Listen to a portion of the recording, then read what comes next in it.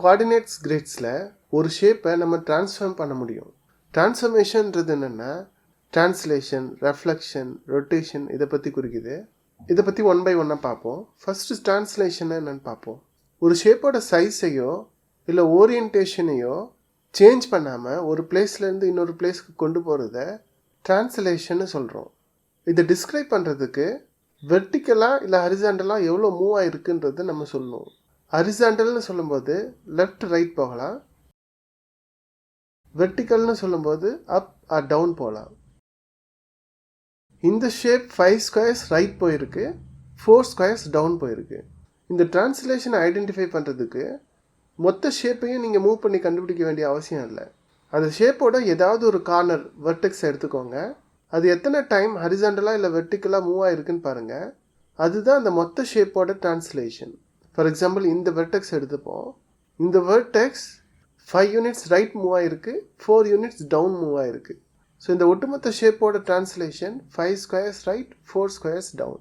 நம்ம இந்த ஷேப்போட சைஸையோ ஓரியன்டேஷனையோ மாற்றாததால் டிரான்ஸ்லேட் பண்ண பிறகு இருக்கிற ஷேப்பும் ஒரிஜினல் ஷேப்பும் எக்ஸாக்டாக இருக்கும்.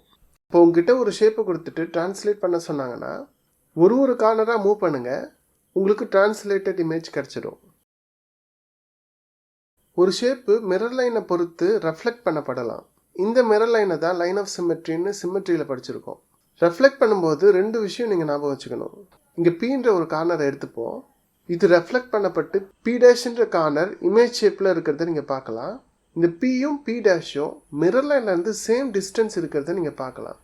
இதில் 3 ஸ்கொயர் யூனிட் இருக்குன்னா இதுலேயும் 3 ஸ்கொயர் யூனிட் டிஸ்டன்ஸ் இருக்கும். அது மட்டும் இல்லாமல் P' லைன் மிரர் லைனுக்கு பெர்பெண்டிகுலராக இருக்கிறத பார்க்கலாம். மிரர் லைன் எப்போவுமே ஹரிசாண்டலாக இருக்க வேண்டிய அவசியம் இல்லை. அது வெர்டிக்கலாக இருக்கலாம், இல்லை டயகனலாக இருக்கலாம். மிரர் லைன் எந்த மாதிரி ஓரியன்டேஷனில் இருந்தாலும் ரூல் எப்போவுமே சேஞ்ச் ஆகாது. Pயும் P' சேம் டிஸ்டன்ஸ் மிரர் லைன்லேருந்து இருக்கும். அப்புறம் P' லைன் மிரர் லைனுக்கு பெர்பெண்டிகுலராக இருக்கும். டிரான்ஸ்ஃபர்மேஷனில் அடுத்து நம்ம கற்றுக்க போகிறது ரொட்டேஷன். இங்கே சிம்பிளாக ஷேப்பை ரொட்டேட் பண்ணுறோம். இந்த ரொட்டேஷனில் 3 டீட்டெயில்ஸ் ரொம்ப இம்பார்ட்டண்ட். ஒன்று angle of rotation, 90 degree rotate பண்ணுறோமா, இல்லை 180 டிகிரி ரொட்டேட் பண்ணுறோமா, இல்லை 270 டிகிரி ரொட்டேட் பண்ணுறோமா, இல்லை 360 டிகிரி ரொட்டேட் பண்ணுறோமான்றதை டினோட் பண்ணணும். அடுத்தது டைரக்ஷன். ரொட்டேட் பண்ணுற ஷேப்பு கிளாக் வைஸ் டைரக்ஷனில் ரொட்டேட் பண்ணுறோமா, இல்லை ஆன்டி கிளாக் வைஸ் டைரக்ஷனில் ரொட்டேட் பண்ணுறோமான்றதை சொல்லணும். அடுத்தது சென்டர் ஆஃப் ரொட்டேஷன். எந்த பாயிண்ட்டை பொறுத்து ரொட்டேட் பண்ணுறோன்றது ரொம்ப முக்கியம்.